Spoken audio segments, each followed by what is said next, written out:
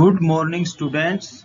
Sandeep Kumar here, Assistant Professor, Department of History, Government PG College, Karnal, Sector 14।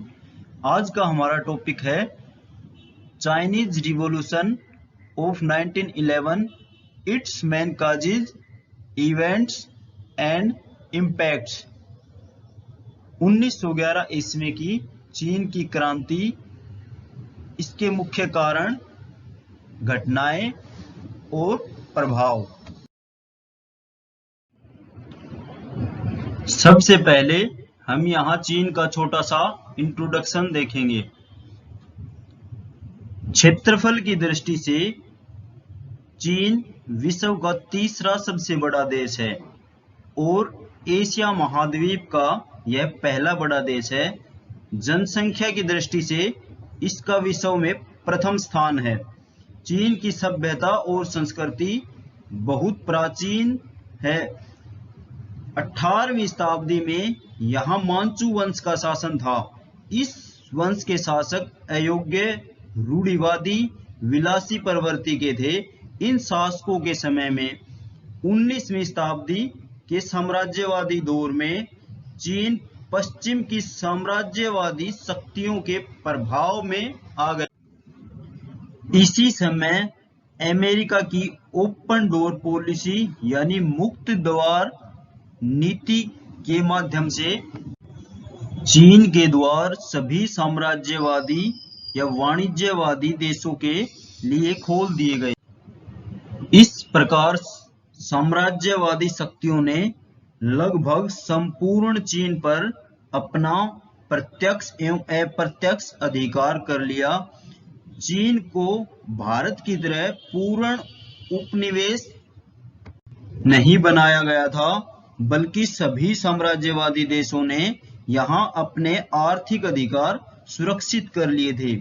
यह अधिकार एवं कब्जा करने की प्रवृत्ति चीनी खरबूजे की बाट के नाम से इतिहास में विख्यात है। कुल मिलाकर 20वीं शताब्दी तक चीन की स्थिति अर्ध उपनिवेश की बन गई थी। चीन में एक समय में दो शासक थे, एक साम्राज्यवादी देश तथा दूसरे स्थानीय व परंपरागत मांचू वंश के शासक। दो शासकों के होने के बाद भी चीन की अवस्था दिन प्रतिदिन चिंताजनक होती जा रही थी। मांचू शासक विदेशी शक्तियों द्वारा किए जा रहे शोषण को नहीं रोक पा रहे थे और दूसरी ओर चीन का अंतर्राष्ट्रीय सम्मान भी लगातार गिरता जा रहा था। चीन चारों ओर से आंतरिक और बाहरी समस्याओं से घिर गया। अंधविश्वास और भ्रष्टाचार ने लोगों की स्थिति को और भी दयनीय बना दिया। ऐसी परिस्थिति के चलते चीन की जनता में शासन व्यवस्था के विरुद्ध आक्रोश उत्पन्न होना शुरू हो गया, जिसका परिणाम 1911 ईस्वी की क्रांति रही, जिसके फलस्वरूप चीन में गणतंत्र की स्थापना हुई और साथ साथ चीन का आधुनिकीकरण भी स्टार्ट हो गया। अब हम यहाँ बात करते हैं 1911 ईस्वी की चीन की क्रांति घटित होने के मुख्य कारण क्या थे। Main causes of 1911 revolution. इसमें हम फर्स्ट पॉइंट के रूप में देखते हैं conservation and inefficiency of Manchu dynasty. Manchu वंश की रूढ़िवादिता एवं अयोग्यता। मांचू वंश के शासकों ने 17वीं शताब्दी के आरंभ में शासन करना शुरू किया था। ये मंचूरिया वंश के रहने वाले थे और 1619 ईस्वी में मिंग वंश की सत्ता समाप्त करके सत्ता हासिल की थी। इन शासकों को अपने शासनकाल में अनेक विनाशकारी युद्धों का सामना करना पड़ा था, जिससे इनकी शक्ति कमजोर पड़ने लगी तथा शासक अयोग्य होने के साथ साथ विलासी जीवन जीने लगे और शासन में फैले भ्रष्टाचार ने चीन के लोगों को असंतुष्ट कर दिया। हमारा सेकंड पॉइंट है इंक्रीजिंग पॉपुलेशन ऑफ चाइना, चीन की बढ़ती जनसंख्या। इसमें हम बात करते हैं 20वीं शताब्दी में जिस प्रकार चीन की जनसंख्या में वृद्धि हुई, उस अनुपात में उत्पादन में वृद्धि नहीं हुई, क्योंकि उत्पादन के आधुनिक साधनों का प्रयोग नहीं किया जाता था। आधुनिक साधनों की भारी कमी थी, जिसके कारण चीन में भूखमरी, गरीबी बढ़ी और जनसंख्या में असंतोष की भावना फैल गई। ऐसे में मांचू वंश के शासकों ने जनता की समस्याओं की ओर कोई ध्यान नहीं दिया, जिससे लोग क्रांति की ओर अग्रसर हो गए। 1910-11 ईस्वी की बाढ़ ने इस जलती आग में घी का काम किया और क्रांति का मार्ग और भी आसान हो गया। मांचू सरकार इन परिस्थितियों का सामना नहीं कर पाई। अब नेक्स्ट पॉइंट है हमारा रोल ऑफ प्रेस। चीन के लोगों के विचारों एवं दृष्टिकोण में परिवर्तन करने में समाचार पत्र, पत्रिकाएं एवं साहित्य ने अपना महत्वपूर्ण योगदान दिया।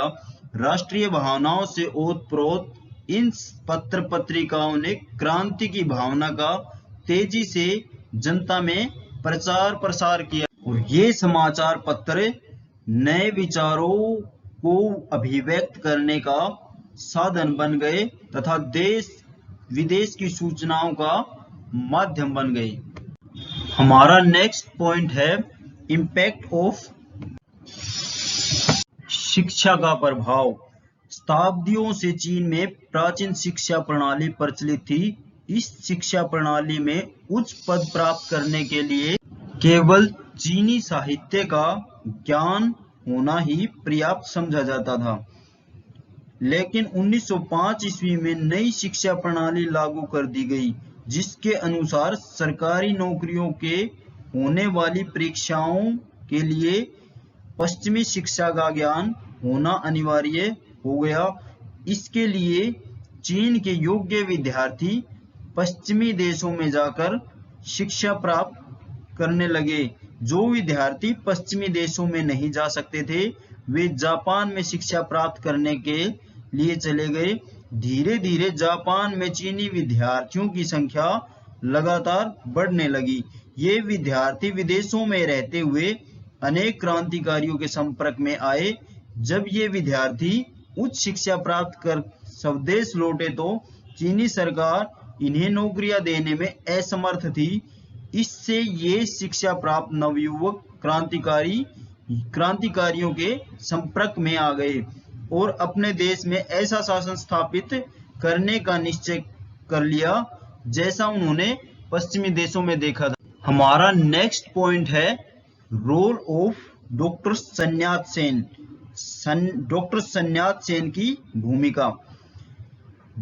डॉक्टर सन्यात सेन को 1911 ईस्वी की चीनी क्रांति का जनक माना जाता है। उन्होंने इस क्रांति के लिए राजनीतिक और बौद्धिक पृष्ठभूमि तैयार की थी।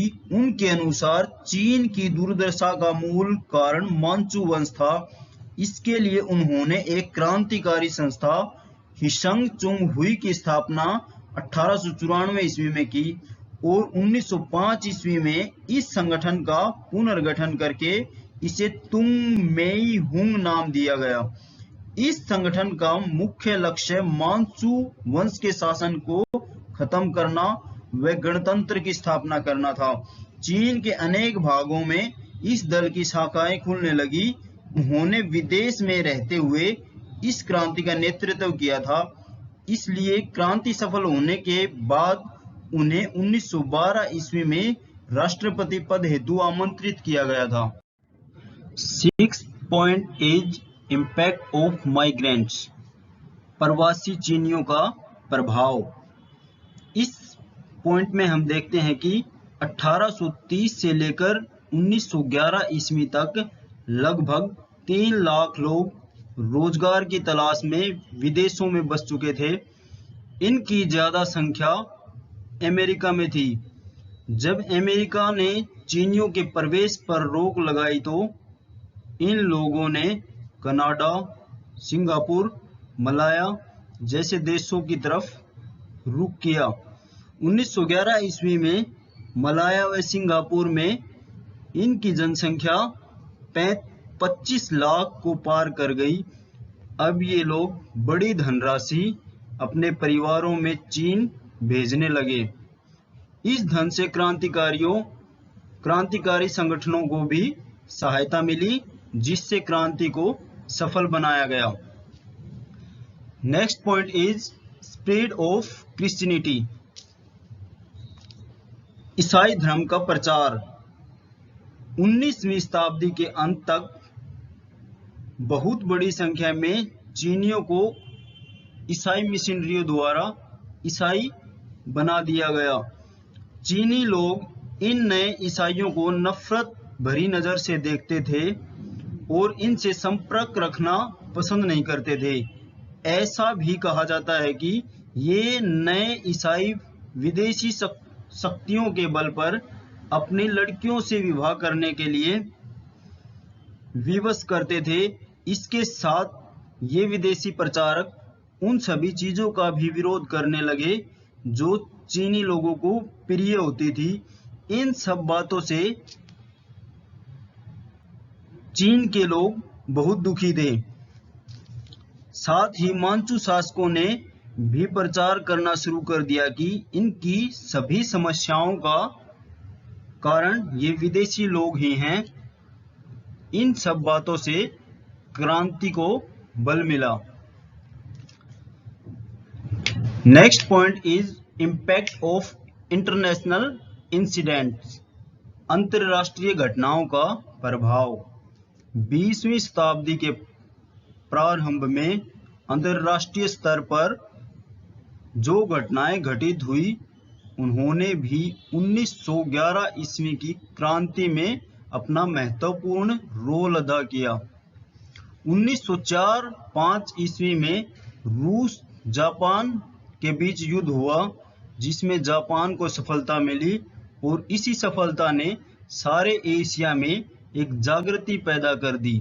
इस घटना का प्रभाव पड़ोसी होने के नाते चीन पर सबसे ज्यादा पड़ा, जिससे चीन में राष्ट्रीय भावना का विकास हुआ। इसके साथ ही साथ एबिसिनिया, जो अफ्रीका महाद्वीप का एक देश है, द्वारा इटली को पराजित किया गया। जर्मनी तथा इटली का एकीकरण 1870 ईस्वी में हुआ। इन विदेशी घटनाओं ने भी चीन के अंदर राष्ट्रीय भावना का विकास करने में योगदान दिया। नेक्स्ट पॉइंट इज इमीडिएट काज, तात्कालिक कारण। इस बिंदु में हम देखते हैं कि क्रांति के अन्य कारणों के आधार पर क्रांति के लिए उपजाऊ जमीन तैयार हो चुकी थी, लेकिन रेल मार्ग के राष्ट्रीयकरण संबंधी झगड़े ने एक चिंगारी का काम किया। 1909 ईस्वी में जब चीन की सरकार ने रेल मार्ग के निर्माण की योजना तैयार की, तो कुछ प्रांतों के गवर्नरों ने सुझाव दिया कि यह कार्य प्रांतीय सरकारों को सौंप दिया जाए। इस सुझाव के अनुसार हेंको कैंटन तथा हेंको सिचुआन नामक 2 रेल मार्गों का निर्माण कार्य प्रांतीय सरकारों को सौंप दिया गया, लेकिन प्रांतीय सरकारें धन के अभाव के कारण यह कार्य सुचारू रूप से नहीं कर सकी और केंद्रीय सरकार ने यह कार्य अपने हाथों में लेने की घोषणा कर दी और रेल मार्गों का राष्ट्रीयकरण कर दिया गया। जब मांचू सरकार ने इस कार्य के लिए 60 पाउंड का ऋण विदेशी बैंकों से लिया, तो प्रांतों ने इसका विरोध किया। इससे सामान्य जनता और विद्यार्थी भी नाराज हो गए और सरकार का शांतिपूर्ण बहिष्कार करना शुरू कर दिया। सितंबर 1911 ईस्वी में चीन की क्रांति का शुभारंभ हो गया। अब हम यहाँ 1911 ईस्वी कि चीन की क्रांति की मुख्य घटनाओं को या इवेंट्स को देखेंगे। 1911 ईस्वी की चीनी क्रांति की शुरुआत उस बम धमाके से हुई जो हैंगकांग में 10 सितंबर को हुआ था। जांच से पता चला कि इसके पीछे किसी गुप्त क्रांतिकारी संगठन का हाथ था। इसमें कुछ नेता पकड़े गए और उन्हें फांसी दे दी गई। इस घटना से उत्तेजित होकर वुनचांग के सैनिकों ने कर्नल ली यू आन हुंग के नेतृत्व में विद्रोह कर दिया। जल्दी ही ग्रामीण भी इस विद्रोह में उनके साथ शामिल हो गए। इससे दक्षिणी प्रांत के लोग भी काफी प्रभावित हुए और दक्षिणी प्रांत को आजाद करवा लिया और एक पूर्व मंत्री वू लिंग फांग के नेतृत्व में सैनिक सरकार की स्थापना कर ली गई। इसी समय डॉक्टर सन यात सेन चीन पहुंचा और सभी क्रांतिकारी उसके नेतृत्व में इकट्ठा हो गए और गणतंत्र की स्थापना की गई तथा 1912 ईस्वी में डॉक्टर सन यात सेन को नए गणतंत्र का प्रधान घोषित कर दिया गया। 22 अक्टूबर 1912 को पेकिंग में राष्ट्रीय असेंबली का पहला अधिवेशन शुरू हुआ। इसमें रेलों के मार्गों के राष्ट्रीयकरण संबंधी प्रांतों की सरकारों का पक्ष लेकर सरकार के सामने निम्नलिखित या कुछ महत्वपूर्ण शर्तें रखी गई, जिसमें पहली शर्त किसी योग्य नेता के नेतृत्व में मंत्रिमंडल की स्थापना की जाए और इसमें दूसरी शर्त यह रखी गई कि सभी राजनीतिक अपराधियों को आम माफी दे दी जाए। तीसरी शर्त असेंबली के सहयोग से देश का नया संविधान बनाया जाए। इन सभी शर्तों को मान लिया गया और मांचू शासक को ब्रिटेन के सम्राट की तरह संवैधानिक शासक बना दिया गया। असेंबली की पहली शर्त के अनुसार जबरदस्ती रिटायर किए गए जनरल युआन सी काई को सेनाध्यक्ष बनाया गया और 8 नवंबर को उन्हें प्रधानमंत्री नियुक्त कर दिया गया। अब उसने एक तानाशाह की स्थिति हासिल कर ली तथा क्रांतिकारियों और सरकार के बीच मध्यस्थ की भूमिका निभाने लगा। अब हम बात करते हैं चीन। उस समय चीन का भविष्य दो लोगों के हाथों में था, एक डॉक्टर सन यात सेन और दूसरा प्रधानमंत्री युआन, जिसने उत्तर में अपनी स्थिति काफी मजबूत कर ली थी। डॉक्टर सन यात सेन के समर्थक मांचू शासकों का अंत चाहते थे। उन्होंने युआन को राष्ट्रपति पद की पेशकश की, जिसे उसने स्वीकार कर लिया और डॉक्टर सन यात सेन ने राजनीतिक जीवन से संन्यास ले लिया। युआन ने मांचू महारानी और राजकुमार चौन को सिंहासन को सम्मानपूर्वक त्यागने के लिए मना लिया। अब 1912 ईस्वी में शाही सरकार की सारी शक्ति युआन में ही सीमित हो गई। 13 फरवरी को युआन शिकाई को विधिवत रूप से देश का पहला राष्ट्रपति निर्वाचित कर दिया गया। अब हम यहाँ चीन की क्रांति के मुख्य प्रभाव या इम्पैक्ट्स के बारे में बात करेंगे। क्रांति के मुख्य प्रभाव में हमारा पहला पॉइंट है end of Manchu rule, Manchu वंश के शासन का अंत। इसमें हम देखते हैं कि लगभग 300 वर्षों तक लगातार शासन करने के बाद बिना किसी खून खराबे के मांचू वंश का शासन समाप्त कर दिया गया और गणतंत्र सरकार की स्थापना की गई। अब चीन में जनता द्वारा चुने गए प्रतिनिधियों का शासन स्थापित हो गया और लोगों में एक नया उत्साह पैदा हो गया। इस प्रकार अयोग्य, भ्रष्टाचारी और निर्बल वंश के शासन का खात्मा कर दिया गया। Second point is end of monarchical ideas, राजतंत्रीय विचारधारा का अंत। हालांकि 1911 ईस्वी की चीनी क्रांति अपने पूर्ण उद्देश्यों को सफलता से प्राप्त नहीं कर सकी, लेकिन राजतंत्र को इस क्रांति ने हमेशा के लिए खत्म कर दिया। मांचू वंश के शासन का स्वेच्छापूर्ण अंत होने के बाद 1912 ईस्वी में युआन शिकाई पहला राष्ट्रपति बना। वह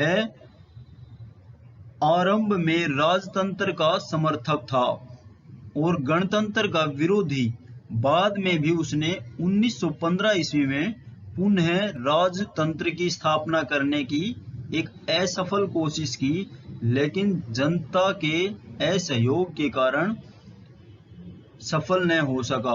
वह पूरी तरह से हताश हो गया और इसी हताशावश 1916 ईस्वी में इसकी मृत्यु हो गई।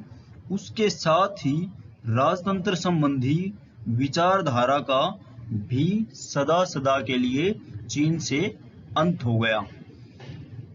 अब third point is incoming of new ideas, नए विचारों का आगमन। इसमें हम देखते हैं कि इस क्रांति ने चीनी जनता में नए विचारों का विकास किया। अब चीन में राजनीतिक और सामाजिक त्रुटियों पर चर्चा होने लगी। धीरे धीरे परिवर्तन की मांग भी उठने लगी और यूरोप के साहित्यिक का अनेक विद्वानों ने चीनी भाषा में अनुवाद किया।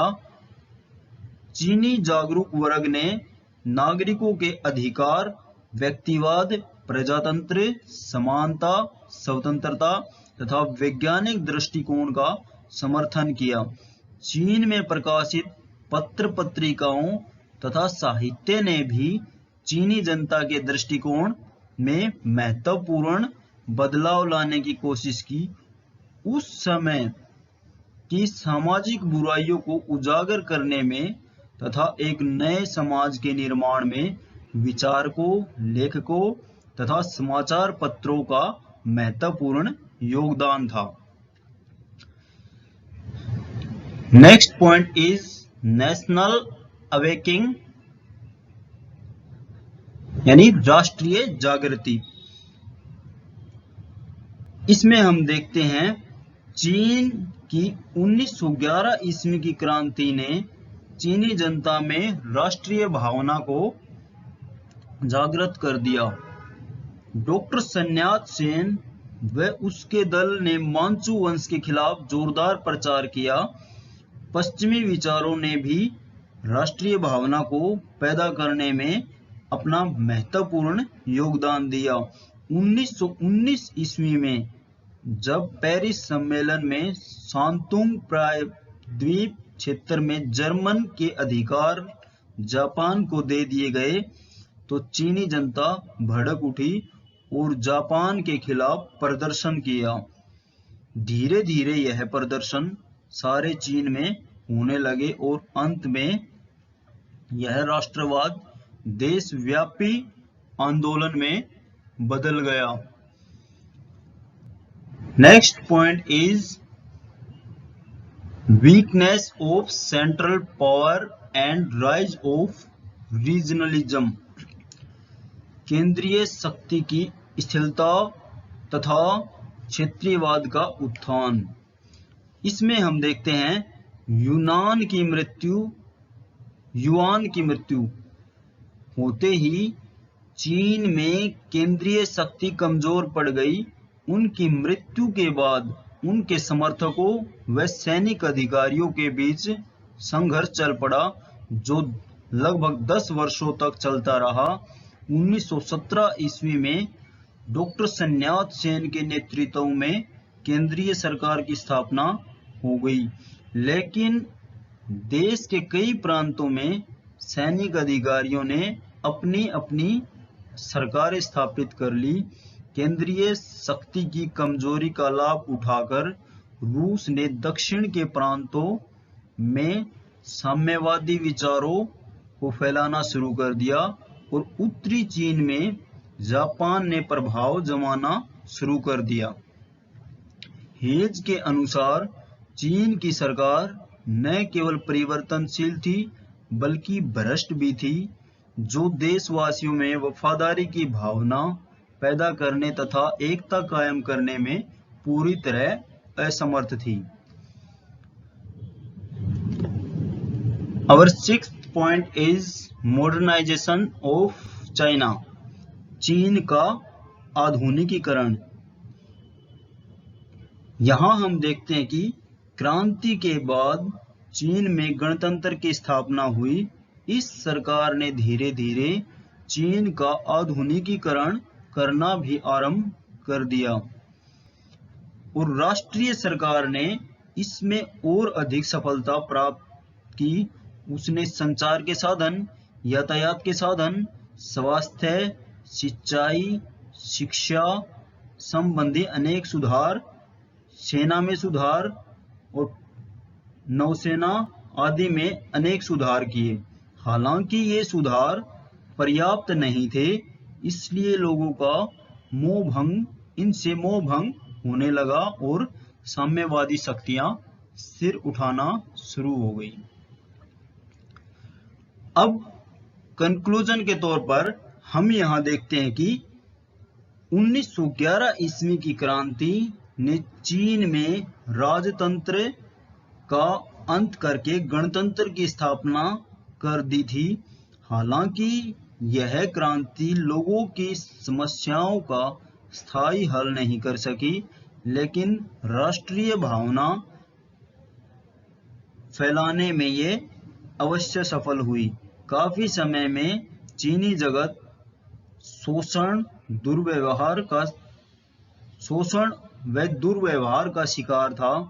उनको कुछ सम्मान प्राप्त हुआ।